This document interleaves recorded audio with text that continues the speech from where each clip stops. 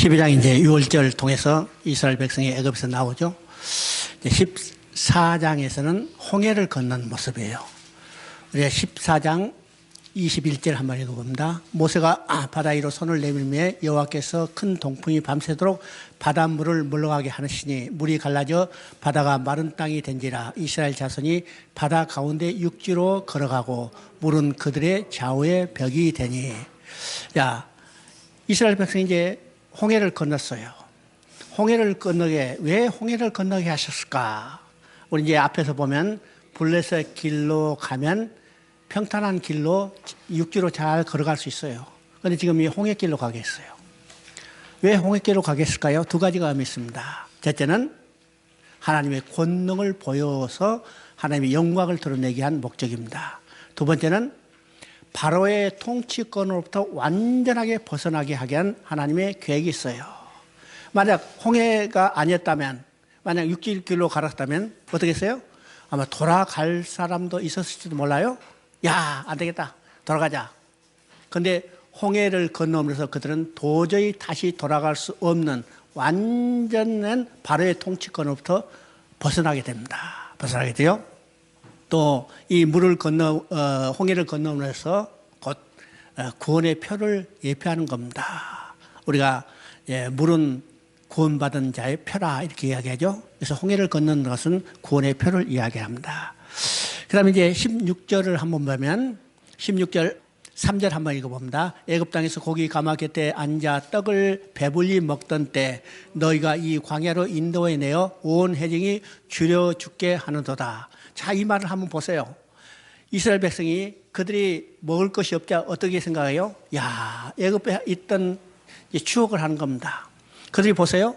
애굽 땅에서 고기 가마 곁에 앉아 떡을 배불리 먹던 때 이스라엘 백성이 애굽에서 어떤 삶을 살았어요? 노예로 살았어요. 노예로 살고 하나님의 권능으로 그들을 건져내서 약속의 땅으로 인도하는 과정인데 하나님을 믿지 못하고 하나님을 바라보지 못하고 그들은 어떤 것이요? 옛날을 추억하는 거죠. 옛날 추억도 완전히 왜곡된 추억입니다. 야, 노예가 뭘 먹고 살았을까? 잘 얻어먹었으면 하루에 주먹밥 하나 얻어먹고 살았을 텐데 고기 가마 곁에서 떡을 배불리 먹고 살 때, 야, 잘 먹고 잘 살았죠? 자, 4절을 보니까 그때 여호와께서 모세에게 이르시되 보라 내가 너희를 위하여 하늘에서 양식을 비같이 내리니 백성이 나가서 일용할 것을 날마다 거둘 것이라. 이같이 하여 그들이 내 율법을 준행하나 아니하나 내가 시험하리라. 지금 이제 먹을 것이 없어서 불평하는 이 백성들의 하나님이 만나를 내려주셔요. 만나를 내려주시면서 어떻게 해요? 그들을 시험할 것인가, 믿는가 믿지 않는 걸 시험하는 겁니다. 그 믿는가 믿지 않는 것은 시험하는 것은 어떻게 했어요? 두 가지 이야기했어요. 첫째는 아침까지 남겨두지 마라. 두 번째는 일곱째 날에는 거두러 가지 마라. 이렇게 이제 했죠. 자, 이 시험에 넘어진 사람들이 많이 있었어요. 남겨뒀던 사람이 있어요. 남겨뒀던 사람은 어떻게 아침에 보니까 다 썩어버렸어. 자, 남겨뒀던 사람의 생각은 어떤가? 야, 이거 다 먹지 말고 내일 아침까지 아니면 내일 안 나오면 내일 만나 안 내리면 어떻게 하냐? 내일까지 먹어야 하잖아요. 그래서 남겨뒀을 거예요. 참 아주 지혜로운 사람처럼 하지만은 하나님을 믿지 못한 사람입니다. 또 일곱째 날에 안식일이니까 거두러 가지 말라고 했어요. 여섯째 날에 2배를 준다고 그랬어요. 근데 일곱째 날에 또 갔어요. 하나님 약속을 믿지 못하는 거죠. 믿지 못하는 겁니다. 바로 오늘 하나님의 약속을 믿지 못하는 우리의 삶이 어떤 모습인가를 우리가 깨닫게 되는 겁니다. 깨닫게 되죠. 자, 16장 15절을 보면 만나의 의미가 무엇일까? 이것이 무엇이냐 이 말이에요. 이것이 무엇이냐? 이것이 만나라의 의미입니다. 근데 이것이 무엇이냐는 것에 이게 억양에 따라서 그 내용이 완전히 달라지죠? 자, 16장 15절에서는 이것이 무엇이냐? 그러니까 지금 배고파 죽겠는데 만나가 떨어지니까 야, 이거 뭐야? 그렇죠? 기쁨에 부르짖는 이것이 무엇이냐예요. 근데 민수기 21장을 보면 어때요? 거기도 똑같이 이것이 무엇이냐예요. 자, 40년 동안 만남을 내려주니까 이제는 지겹다는 거예요. 야, 이게 또 뭐야? 이 말이에요. 그러니까 똑같은 우리가 말을 해도 감정이 억양에 따라서 완전히 달라지죠. 지금 16장 15절 이것이 무엇이냐? 그들이 굶주림에 허덕이는 그들에게 만나를 내리니까 기쁨에 넘쳐서 이것이 무엇이냐? 참 이 말이 이 만나의 의미입니다. 자, 17장을 봅니다. 17장 6절을 보면 내가 호렙산에 있는 그 반석에 거기서 내 앞에 서리니 너는 그 반석을 치라. 그것에서 물이 나오리니 백성이 마시리라. 모세가 이스라엘 장로들의 목전에서 그대로 행하니라. 자, 이 느비림에 도착하자 그들이 뭐 없어서요. 그냥 물이 없죠. 내 원망을 불평하자 하나님이 모세에게 합니다. 반석에를 치라. 반석을 치면 물이 쏟아지게 돼 있죠. 그래서 이제 반석을 친다는 것이 뭘까? 반석을 친다는 것이 반석 곧 예수 그리스도예요. 예수 그리스도가 침을 당함으로 창의 허리가 찔려서 흘린 물과 피는 우리의 죄와 허물을 씻어주는 구원의 셈이 되는 겁니다. 구원의 셈을 되는 거죠. 그래서 이제 이 16장, 17장의 사건을 통해서 예수님은 생명이 떡이신 것을 증거하고 예수님은 생명수인 것을 증거하는 겁니다. 증거하는 거죠. 그래서 이 요한복음을 보면 6장과 7장이 어떻게 됐어요? 6장은 생명의 떡에서 이야기돼서 이야기합니다. 7장은 생명수에 대해서 이야기해요. 이건 출애굽기 16장, 17장을 그대로 반영하고 있을 뿐만 아니라 자, 출애굽기 17장 8절을 보면 아말렉과 전쟁을 하는 겁니다.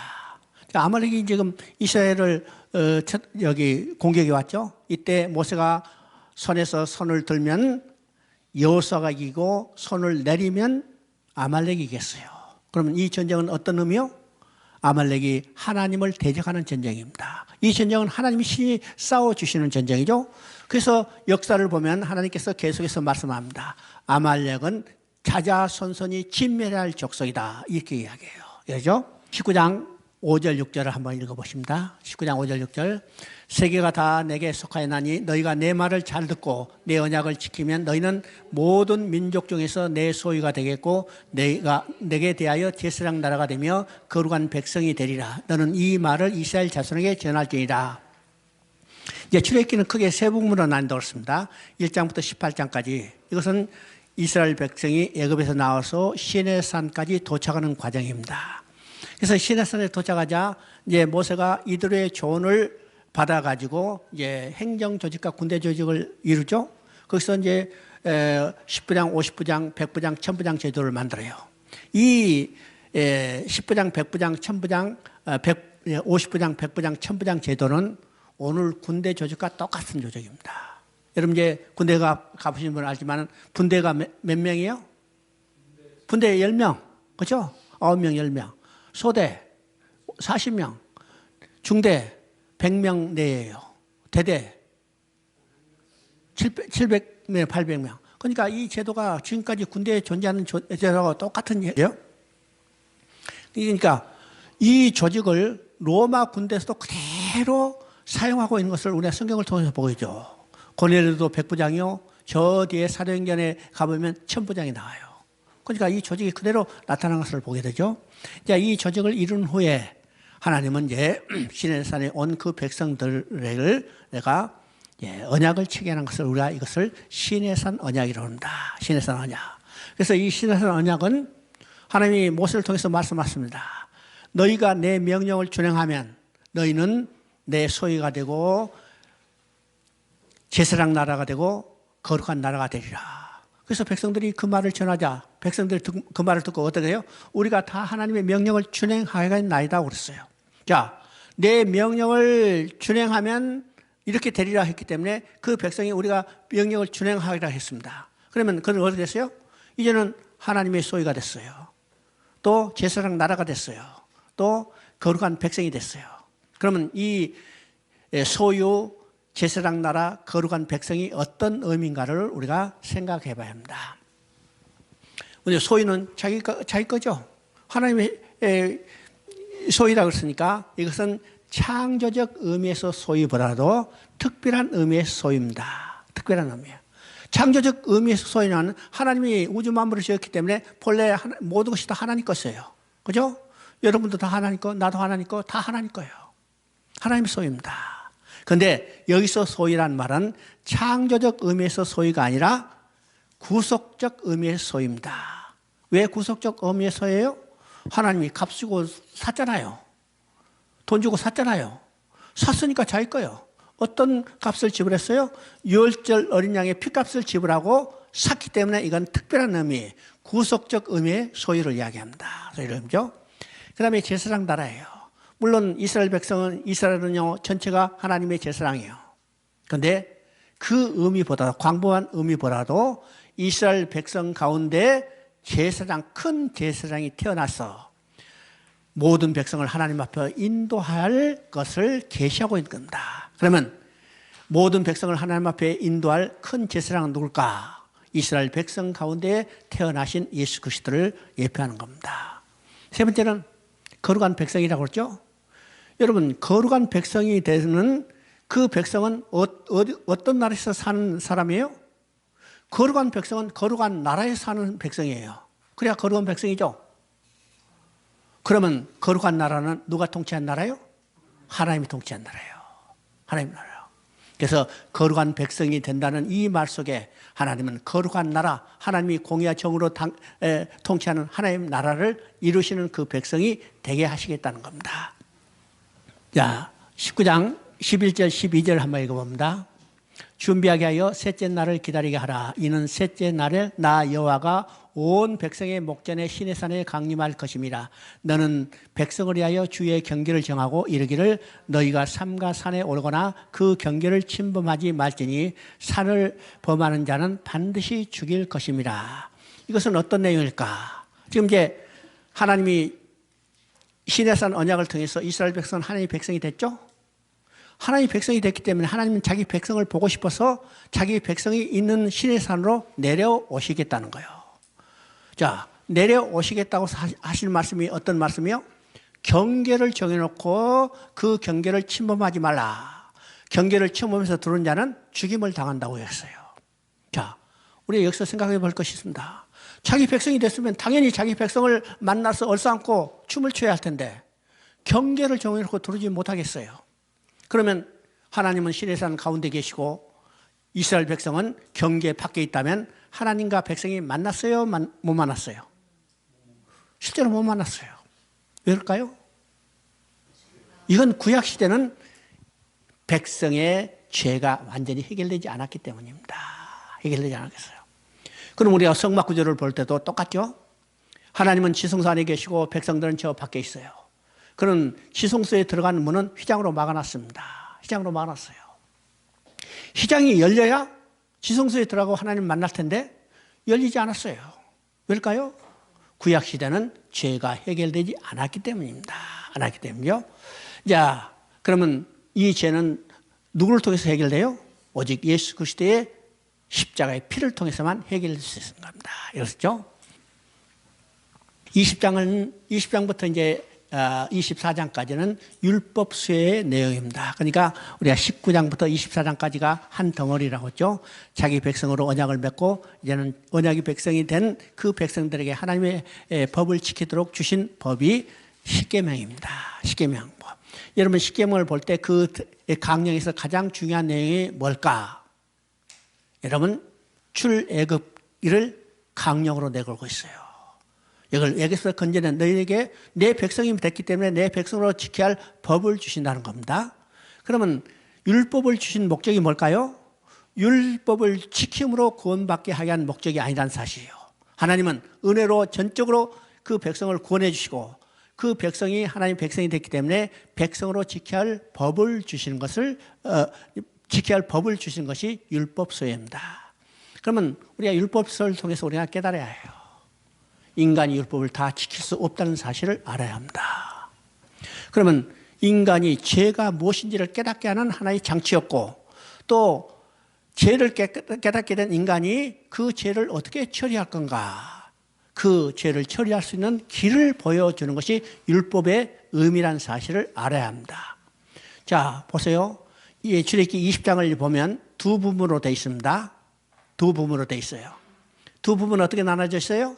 첫째는 율법을 주시는 십계명을 주신 내용이고 십계명만 주신 게 아니라 그 다음에 뭐랬어요? 제단을 쌓고 번제와 속죄제를 드렸습니다. 이 말이 어떤 말일까요? 율법을 주었지만 율법을 다 지키지 못할 것을 아시기 때문에 율법을 지키지 못하면 다 죄인이요. 죄인이 하나님 앞에 나아갈 길을 제시하는 겁니다. 그것이 바로 복음이죠. 그 복음이 뭐예요? 번제단과 제사 드리는 겁니다. 그 번제단과 제사 드리는 것은 곧 예수 그리스도의 십자가를 예표하는 겁니다. 그러니까 하나님 앞에 나아갈 수 있는 길이 무엇인가를 지금 십계명을 주시면서도 보여주는 거죠. 이게 하나님의 은혜입니다. 은혜죠. 그 다음에 이제 21장부터 23장까지는 이 율법에 대한 십계명에 대한 시행세척을 이야기하고 24장은 율법서를 언약서를 읽고 번제와 화목제를 드린 그 피를 가지고 우슬초에 찍어서 백성들에게 뿌리고 언약서에다 뿌려갔어요. 그러면 신에서는 언약도 뭘로 체결됐어요? 신에서는 언약도 뭘로 체결됐어요? 언약의 피입니다. 그러니까 구약도 그냥 피 없이 체결된 게 아니라 언약의 피로 체결됐어요. 체결됐죠. 그런데 구약에 뿌린 피는 어떤 피예요? 짐승의 피예요. 짐승의 피는 인간의 죄를 해결할 수 없어요. 그래서 결국 이스라엘 백성은 율법을 다 지키지 못한 거고 또 32장에 보면 하나님 주신 십계명이 깨지는 것을 우리가 보게 되는 거죠. 이것은 율법으로는 하나님 앞에 나아갈 수 없다는 것을 보여주는 것이 그입니다. 25장 8절 9절 한번 읽어봅니다. 내가 그들 중에 거할 성소를 그들을 시켜 나를 위하여 짓되 무릇 내가 내게 보이는 모양대로 장막을 짓고 기구들도 모양을 따라 지을지니라. 25장부터는 이제는 하나님과 백성이 함께 살 처소인 성막을 짓게 하는 내용입니다. 성막을 짓게 하는 내용이죠. 자, 여기서 이제 성막의 의미가 두 가지 의미가 있습니다. 두 가지 의미 있어. 먼저 그 전에 우리가 한번 알게 되는 것은 20장에서도 이야기했지만 십계명을 주시고 십계명 주신 거는 끝나는 게 않고 토단을 쌓고 이게 번제를 드리라고 했어요. 그러니까 이것을 통해서도 인간이 율법을 다 지킬 수 없다는 것을 아시고 이 범죄한 사실을 처리할 수 있는 길을 보여주는 거죠. 그런 겁니다. 이것을 지금 25장을 통해서도 우리가 깨닫게 된 거예요. 모세가 시내산에 올라가서 40일 동안 하나님과 함께 있었습니다. 하나님과 함께 40일 동안 있다가 내려오면서 하나님부터 받아온 것이 두 가지가 있어요. 두 가지가 뭘까요? 첫째는 십계명 돌파입니다.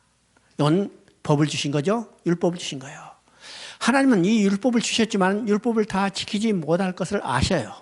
이것이 민수기 15장에 나타납니다. 민수기 15장에 보면 너희가 부지 중에 범죄하거든. 그죠? 하나님은 인간이 법을 다 지키지 못하고 범죄할 것을 이미 아시고 부지 중에 범죄하거든. 그 다음에 어떻게 하셨어요? 번제와 속죄제를 드리라. 범죄한 인간이 하나님 앞에 나아갈 길을 보여주는 겁니다. 번제와 속죄제를 드리라. 제사를 통해서 하나님께 나아갈 길을 보여주죠. 그러면 제사는 어디서 드릴 건가? 바로 제사를 드리는 장소로서 성막의 양식을 주시는 겁니다. 모양을 주는 거예요. 그러니까 모세가 받아온 것은 두 가지입니다. 십계명 돌파한 율법뿐만 아니라 성막의 모양을 하나님부터 받았어요. 십계명 돌파는 손에 들고 왔지만은 성막의 시향은 머릿속에 담고 왔죠. 머릿속에 담고 왔어. 그래서 우리가 머릿속에 담고 하는 것은 눈에 보이지 않기 때문에 성막의 시향을 받아온 것에 대해서는 별로 우리가 잘 몰라요. 물어보면 몰라. 율법만 이야기해요. 두 개 이야기면 십계명 돌파는 두 개 이야기해요. 이건 그 두 개가 아니고 십계명뿐만 아니라 성막의 모양도 주셨다는 거예요. 성막의 모양은 하나님 앞에 나아갈 길을 보여주는 거고 그것은 곧 예수 그리스도를 예배하기 때문에 바로 이게 복음을 예배하는 겁니다. 그래서 율법만 주시지 않고 성막의 식양, 곧 복음도 주신 하나님을 우리가 찬양해야 하는 겁니다. 찬양해야죠. 그래서 이제 25장에서 성막을 짓게 하는 명령인데 여기서 이제 두 가지가 성막에 두 가지 의미가 있습니다. 첫째 이제 8절에 이야기죠. 내가 그들 중에 거할 성소를 그들을 시켜 나를 위하여 짓되 그랬어요. 여기서 성막의 첫 번째 의미입니다. 그들 중에 거할 성소를, 그죠? 하나님은 그 백성과 함께 계시다는 거예요. 자, 우리가 이제 창세기 28장에서 성전의 의미가 무엇인가를 이미 살펴봤습니다. 성전의 의미는 가시적인 건축물이 아니고 하나님과 백성이 함께 사는 처소가 성전이라고 했어요. 그러면 성경은 어떤 이야기일까? 하나님이 성전을 지어가는 하나님의 일을 기록했다, 이렇게 이야기해요. 창세 때 하나님과 백성이 함께 사는 처소를 마련했어요. 그것이 어떤 것이요? 에덴 동산이요. 그게 파괴됐죠. 그 파괴된 것은 어떤 것이요? 함께 살던 백성이 떠나버렸어요. 그러면 성전을 회복하는 일은 어떤 것일까? 성전을 회복하는 일은 떠났던 백성을 다시 돌아오게 하는 거예요. 이것이 하나님의 구원 계획이고, 이 계획이 어디서 완성되는 것을 보게 되냐? 계시록 21장에 완성되는 것을 보게 되죠. 계시록 21장 3절부터 6절까지는 우리가 중요한 내용을 계시하고 있습니다. 3절에 보면 하나님이 장막이 사람과 함께 계심에 함께 계시고 함께 계시고 함께 계시고, 그리고 21장 6절에는 다 이뤘다고 그랬어요. 다 이뤘어. 그리고 하나님은 나는 알파 오메가라고 그럽니다. 그러면 이 말은 어떤 것이요? 하나님은 창세 때 알파로 시작하시고 다 이뤘다 하기 때문에 오메가가 된 거죠. 오메가 된 거. 그러면 하나님은 무엇을 다 이루셨어요? 창세 때 하나님과 인간이 함께 사는 것을 시작하셨다가 그것이 깨졌다가 다시 회복하는 역사를 다 이루신 거예요. 이게 성경 이야기입니다. 성경 이야기죠. 이것이 첫 번째 성막의 의미입니다. 우리가 성경을 보면 이제 하나님이 성막을 짓고 내가 너희 가운데 거할 성소를 짓다. 하나님이 그 백성 가운데 계시겠다는 것이에요. 그래서 이스라엘 백성은 성막을 짓고 성막을 중심으로 동서남북 4군단, 4개 군단으로 배치되어 있었어요. 그러면 그들이 지은 진들은 진의 입구를 다 성막을 향해서 놓여졌습니다. 이 말은 어떤 말일까요? 진의 입구라는 것은 자기 집 대문을 다 성막을 향해서 놨다는 거죠. 어느 방향에서 진을 짓든지 다 진의 입구는 성막을 향해서 나왔어요. 그러면 진의 입구가 성막을 향해서 놔졌다는 것은 어떤 의미일까? 들어갈 때도 성막을 보고 들어가고 나갈 때도 성막을 보고 나가고, 아침에 일어나서 기지개를 펴도 뭘 바라봐요? 중앙에 있는 성막을 바라보는 거예요.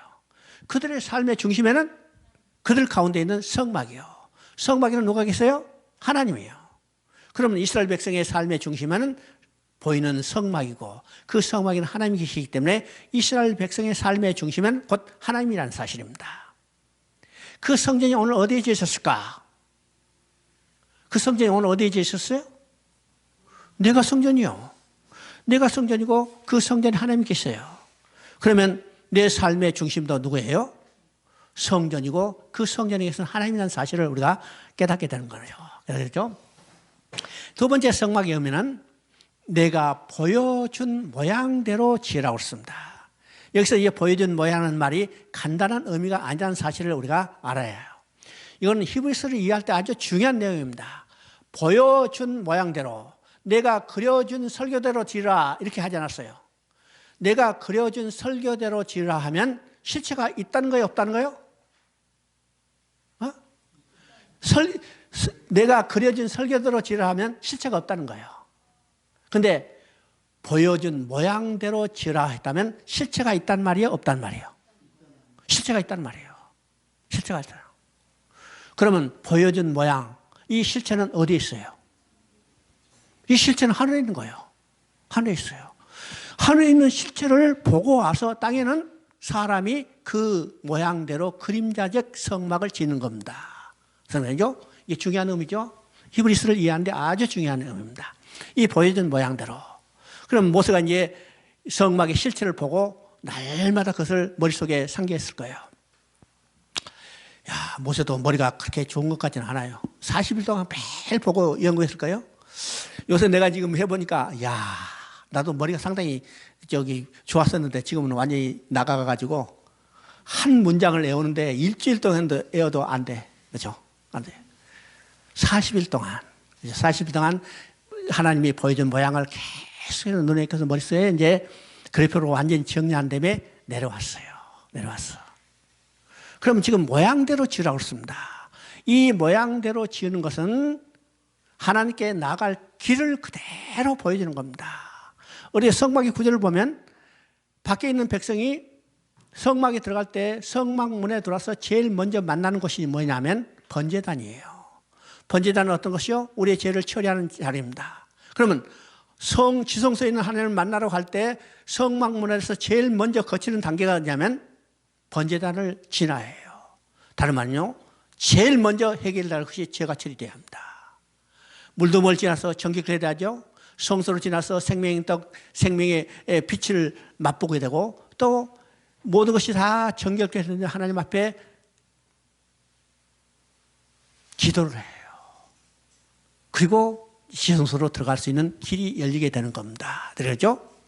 이것이 보여준 모양대로 지으라는 거예요. 모양대로. 그래서 반드시 성막은 하나님이 보여준 모양대로 지어야 해요.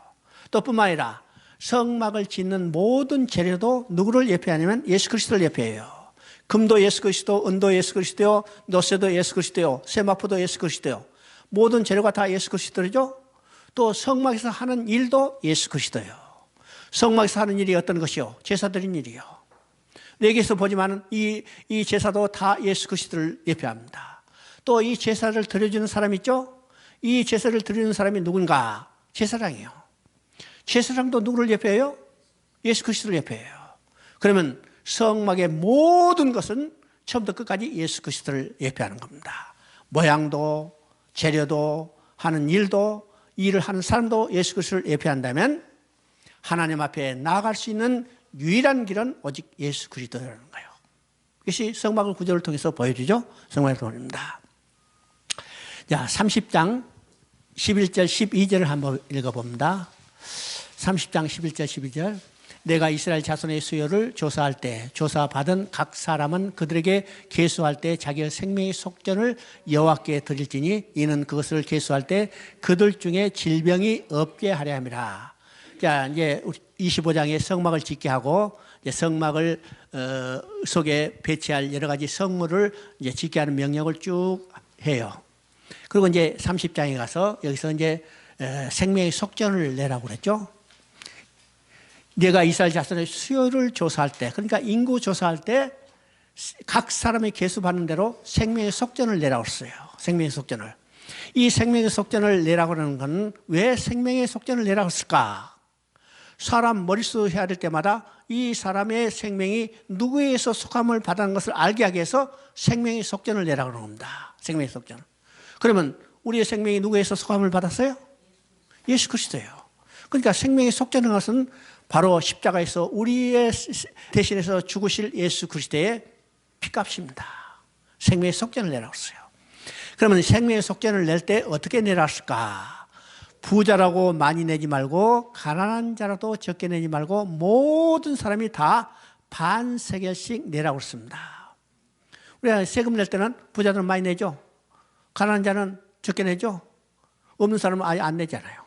근데 생명의 속전을 낼 때는 모든 사람이 다 똑같이 반세겔을 내라고 했어요. 왜일까요? 부자의 생명의 가치나 가난한 자의 생명의 가치나 동일한 겁니다. 부자의 생명 가치나 한국에서 제일 부자라도 생명의 가치는 똑같아요. 제일 없는 사람의 생명의 가치 똑같아요. 한국에서 제일 높은 자리에 있는 권세 부리는 사람의 생명이나 저 시골에서 이름 없는 한 사람의 생명의 가치는 다 똑같은 겁니다. 이것이 기독교의 인권의 기초예요. 모든 사람의 생명의 가치는 동일하다. 동일하죠?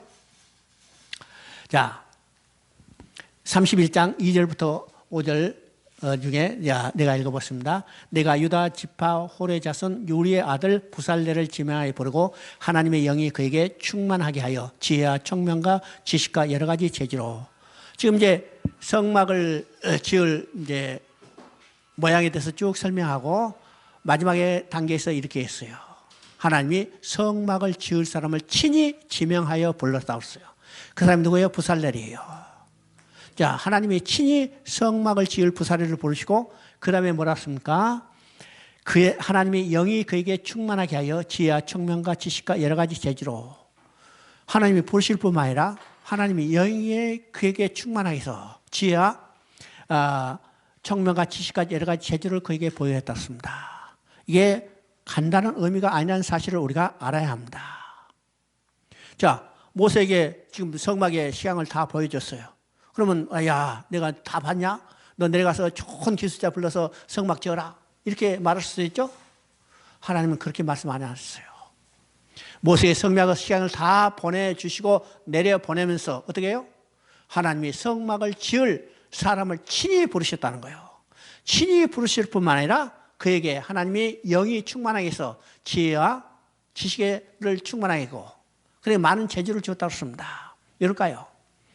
하나님의 성막은 하나님이 계실 처소는 하나님이 보여준 모양대로 조금도 차이가 없이 그대로 지어져야 해요. 만약 모세에게 불러서 너 좋은 사람 불러서 훌륭한 여기 기술자 불러다가 지으라 하면 혹시 잘못 전달돼서 어떻게 해요? 틀릴 수도 있어. 조금 더 틀릴 수 있죠. 그런데 그렇기 때문에 하나님은 친히 사람을 부르시고 그에게 또 불렀을 뿐만 아니라 하나님의 영을 주셨다고 했어요. 조금도 하나님의 모양대로 틀어져서는 안 되기 때문이에요. 그러면 성막은 어떤 것이요? 다른 말은 눈에 보이는 복음이라면 이 복음에는 조금도 다른 것이 가감되거나 틀려서는 안 되죠. 이렇기 때문에 하나님이 친히 부르셔서 성막을 짓게 했어요. 그러면 그 성막이 오늘 어디에 지어졌어요? 그 성막이 오늘 어디에 지어졌어요? 여러분이 하나님의 성전이요. 이 놀라운 사실이죠. 하나님이 계실 처소를 친히 여러분을 부르셔서 여러분 안에 하나님이 계실 성전을 짓게 하는 겁니다. 여러분이 어떤 분이에요? 하나님이 친히 부르셔서 성전을 짓게 했다는 놀라운 사실을 우리가 깨달아야 해요. 자, 31장 12절부터 17절까지입니다. 거기 14절만 한번 읽어보겠습니다. 너희는 안식일을 지킬지니 이는 너희에게 거룩한 날이 됨이라. 그 날을 더럽히는 자는 모두 죽일지며 그날에 일하는 자는 모두 그 백성 중에서 그 생명이 끊어지리라. 35장 2절을 한번 읽어봅니다. 엿새 동안은 일하고 일곱째 날은 너희를 위한 거룩한 날이니 여호와께서 엄숙한 안식일이라. 누구든지 이 날에 일하는 자는 죽일지니라. 자, 여기서 이제 우리가 중요한 것을 깨달아야 합니다. 자, 성막을 짓게 하는 것은 명령이 두 부분으로 나눠져 있습니다. 나눠져 있어요. 첫째 부분은 25장부터 시작해서 31장까지예요. 그 다음에 두 번째 부분은 35장부터 시작해서 40장까지입니다. 그러면 이 내용이 여러분이 성경을 읽을 때 중복된 내용들이 있어요. 그러면 이거 똑같은 거 왜 써놨냐 이렇게 생각할지 몰라도 이 주체가 다릅니다. 주체가 달라. 그러면 25장부터 31장까지는 주체가 하나님이세요. 그렇죠? 하나님이 하늘에 있는 성막의 실체를 모세에게 보여준 내용을 기록했어요. 그렇죠? 그리고 35장은 모세가 하늘에 있는 성막의 실체를 보고 와서 그 백성들에게 성막을 짓도록 작업을 지시하는 내용이 35장부터 40장까지입니다. 그러니까 25장부터는 하나님이 주체고 35장부터는 모세가 주체예요. 백성들에게 작업을 지시하는 내용이죠. 그러니까 이제 이 내용이 중복된 부분이 있지만은 주체가 다르다는 사실을 우리가 알아야 합니다. 그러면 이제 25장부터 31장까지는 하늘에 있는 성막의 모형을 모세에게 보여주시고 지금 31장에서는 뭐라고 말씀하세요? 마지막에 안식일을 지키라고 명령합니다. 안식일을 지키라고 명령하죠. 또 반대로 이제 35장에서는 모세가 백성들에게 작업 지시할 때 작업 지시에 가장 먼저 강조하는 내용이 뭘까요? 안식일을 지키라는 거예요. 그러면 성막에서 두 군데 강조하는 내용이 뭘까요? 안식일을 지키라는 내용입니다. 안식일을 지키라는 거. 그러면 성막을 지금 지으라고 말씀하시면서 왜 안식일을 지키라는 것을 이렇게 강조하고 있을까?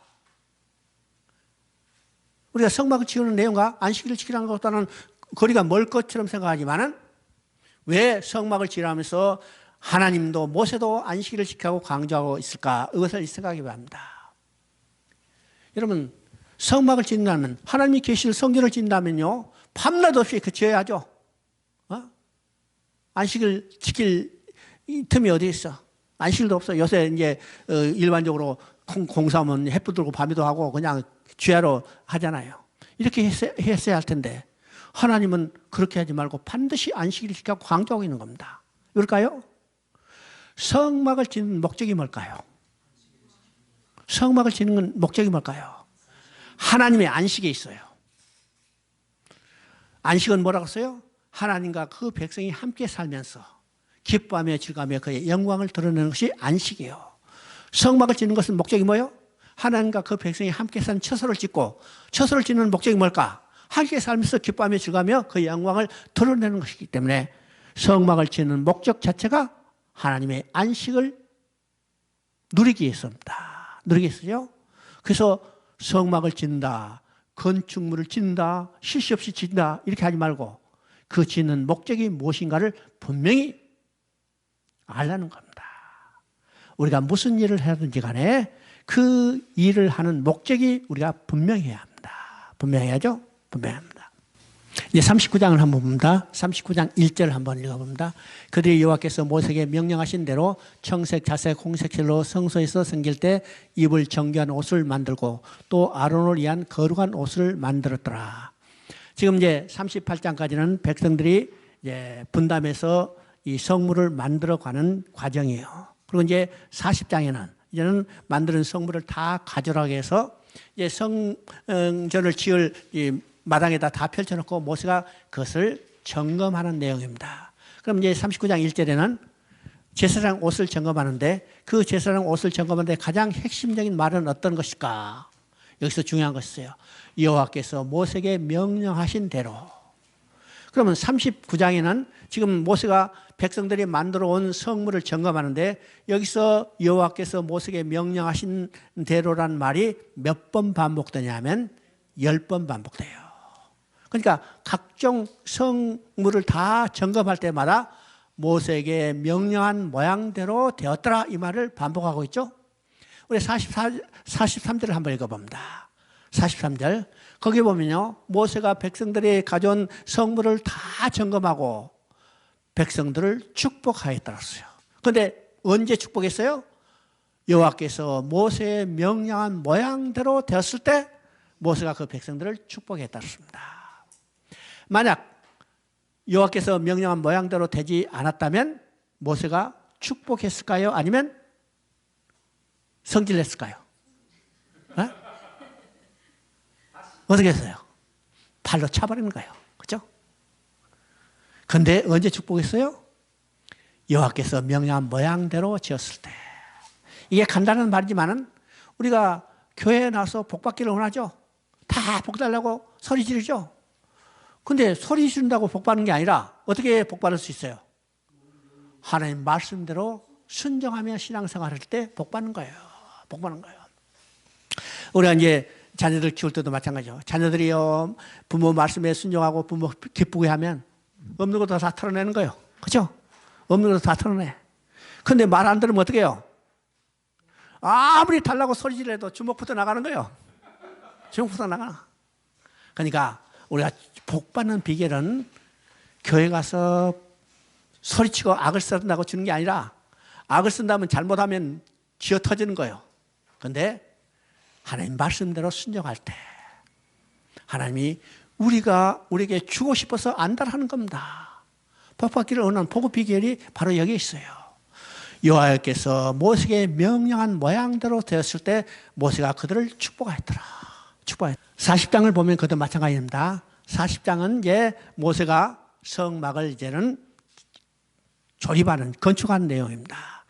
40장에도 똑같은 이 말이 반복돼요. 그 말은 여호와께서 모세에게 명령한 모양대로 되었다는 말이 반복되죠. 이것이 이제 8번 반복됩니다. 8번 반복돼요. 그리고 이제 33절을 보면 모세가 성막을 완공하였다고 했습니다. 성막을 완공하였더라. 그리고 40장 34절 35절을 한번 읽어봅니다.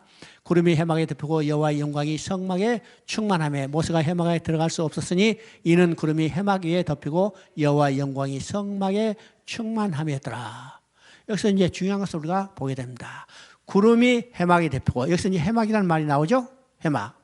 해막은 성막과 동일한 건데 여기에 지금 용도를 조금 이제 생각하는 거예요. 하나님이 계신 처소라고만 이야기할 때는 우리가 일반적으로 성막이라고 성전이라고 그래요. 그런데 하나님과 그 백성이 만나는 자리로 이야기할 때는 회막이라고 이야기합니다. 회막이라고 해요. 그래서 이제 레위기나 민수기에 보면 회막이라는 말이 계속해서 반복해서 쓰죠. 이것은 하나님과 그 백성이 만나고 교제하는 자리이기 때문에 회막이라고 합니다. 회막. 여기서 이제 구름이 덮였다고 써요. 자, 이 구름이 덮였다는 것은 구약에서 하나님의 임재를 상징하는 것이 두 가지인데 그 두 가지는 첫째는 구름이요. 두 번째는 불입니다. 불이요. 그래서 구약에서 구름과 불은 하나님의 임재를 상징하는 두 가지다. 자, 창세기 15장에 보면 우리는 횃불 언약이 있어요. 쪼갠 고기 사이로 타는 횃불이 지나가고, 자, 타는 횃불, 곧 불을 통해서 하나님이 그 길을 지나가셨다는 거예요. 지나가셨죠? 근데 여기서는 지금 구름이요. 구름을 이 회막에 덮이고 이 말은 하나님이 회막에 임재했다는 겁니다. 임재했다는 거죠. 자, 구약에서 하나님의 임재를 상징하는 것이 구름과 불이라고 그러는데 이스라엘 백성이 애굽에서 나와서 광야를 거쳐가는 행진하는 과정에 그들을 뭘 인도했어요? 구름 기둥과 불 기둥으로 인도했어요.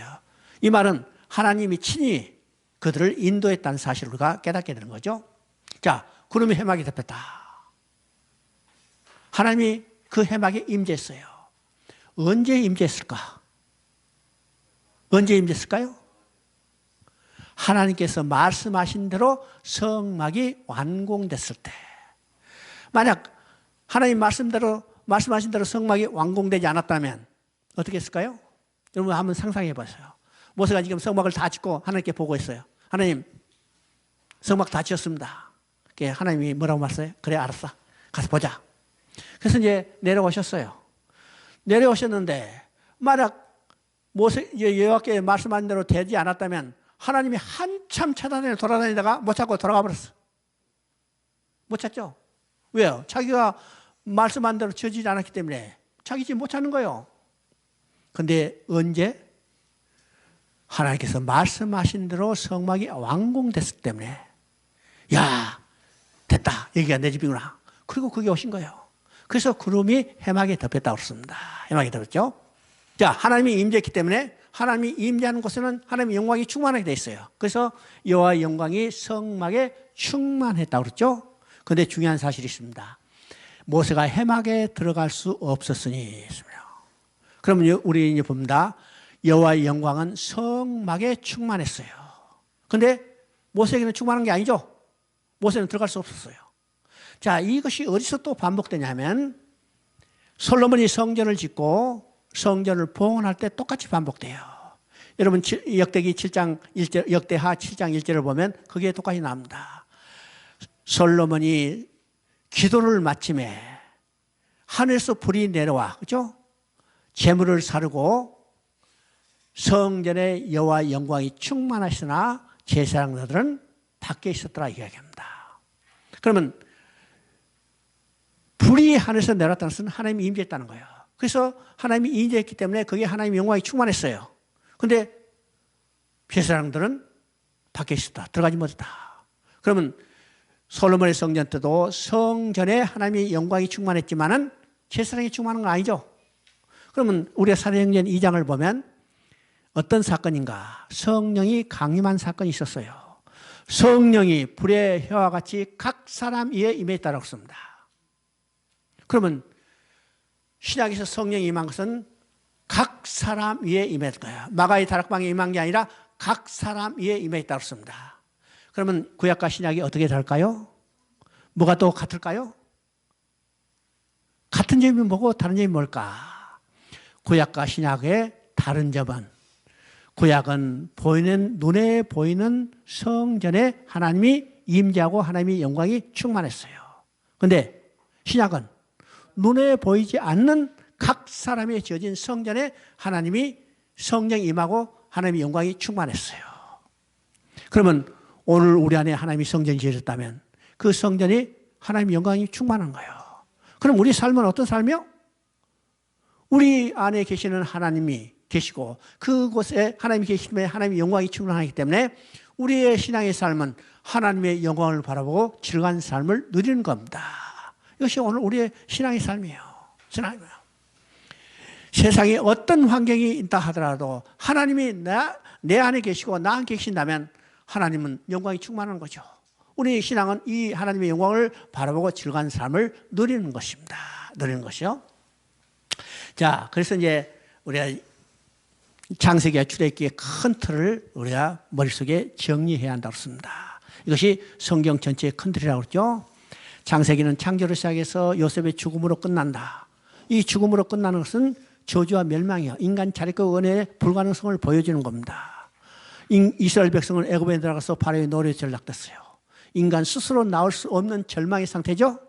그래서 출애굽기에서는 모세가 출생함으로 보시기에 좋았다는 것을 통해서 하나님의 재창조와 역사가 시작되는데 그 재창조 역사는 노예된 인간들을 돌아오게 하는 거예요.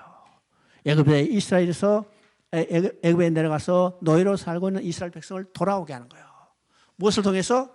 유월절 어린 양의 피를 통해서 그들을 구원해내서 이제는 하나님의 백성으로 만들고 하나님의 백성과 함께 사는 성막을 완공하고 하나님의 임재하고 영광이 충만하는 것으로 출애굽기가 끝나죠. 이것이 구약과 신약의 병행 구조입니다. 구약은 창조를 시작해서 말라기 4장의 저주로 끝나요. 사망이요 절망이지만은 인간 자력군의 불가능성을 보여주지만은 신약에서는 예수님이 탄생함으로 재창조의 역사가 시작돼요. 이 재창조의 역사는 어떤 것이요? 잃어버린 백성을 찾아오는 겁니다. 사단의 노예로 전락된 인간들을 돌아오게 하는 거예요. 무엇을 통해서? 유월절 어린 양, 곧 예수 그리스도의 십자가 흘린 피를 통해서 그들을 노예로부터 해방시켜서 다시 돌아오게 해서 하나님이 계시는 성막을 완공하고 하나님과 백성이 함께 사는 처소를 완공하면 하나님이 거기에 임재하고 하나님이 영광이 충만해요. 그래서 우리의 삶의 공적인 목표는 뭘까? 하나님의 영광을 바라보고 즐거운 삶을 누리는 겁니다. 이것이 창세기와 출애굽기, 구약과 신약의 큰 틀이라는 사실을 우리가 깨닫게 됩니다. 자, 오전은 여기까지 하십시다. 고마우신 하나님 아버지, 이 세상 어지러운 가운데도 우리를 특별히 택하시고 불러주셔서 하나님을 의지하게 하고 하나님을 믿게 하고 또 오늘 저희들이 말씀을 삼아 이 자리에 나왔을 때 하나님이 우리에게 세밀한 음성으로 하나님과 동행하는 삶을 살 수 있도록 우리를 이렇게 세워주셨습니다. 하나님의 아버지 이 말씀을 붙들고 우리가 온전히 주만 의지하며 믿음으로 살아가는 저희들이 삶이 되도록 이끌어 주시옵소서. 이 모든 말씀 우리 주 예수 그리스도의 이름으로 기도드립나이다. 아멘. 여러분 수고했습니다.